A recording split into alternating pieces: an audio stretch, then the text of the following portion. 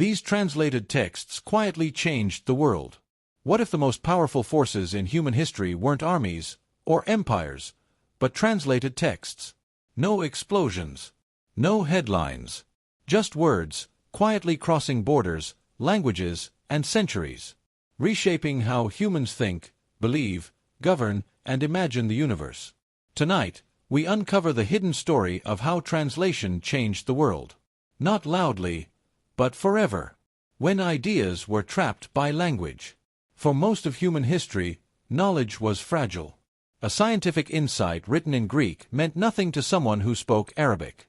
A spiritual teaching in Sanskrit was invisible to Europe. A philosophical idea in Arabic could die at the edge of a desert. Without translation, civilizations thought alone.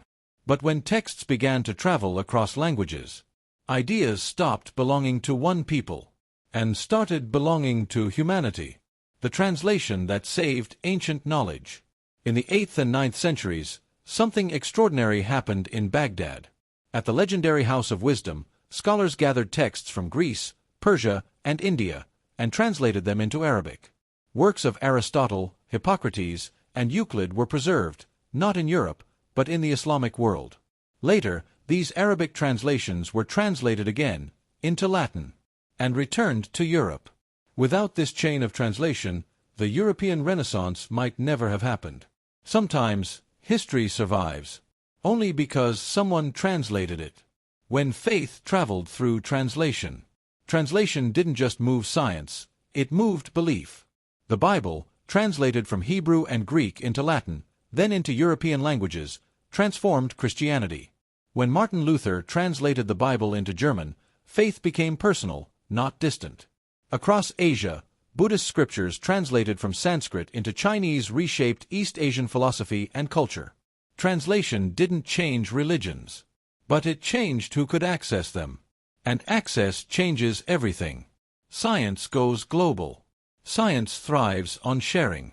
Mathematical concepts traveled from India to the Islamic world, then to Europe, giving us algebra, algorithms, and zero. Medical texts crossed languages, saving lives in places their authors never imagined. When Ibn Sina wrote the Canon of Medicine, its Latin translations became Europe's standard medical textbook for centuries. No translation, no shared science, no modern world. Print, translation, and the knowledge explosion. Then came the printing press. With Johannes Gutenberg, translated texts could be copied thousands of times. Ideas no longer moved at the speed of a horse. They moved at the speed of paper. Education expanded. Literacy spread. Power slowly shifted from elites to ordinary people. Translation plus printing didn't just spread knowledge. It democratized it. The quiet power still shaping U.S. today. Today, translated texts surround us. International law. Scientific research. Global literature. Even this story depends on centuries of translation. Every time a text moves from one language to another, it carries not just words, but worldviews. Translation builds empathy. It challenges isolation. It reminds us that ideas don't belong to borders. Empires fall. Technologies change. But translated texts endure.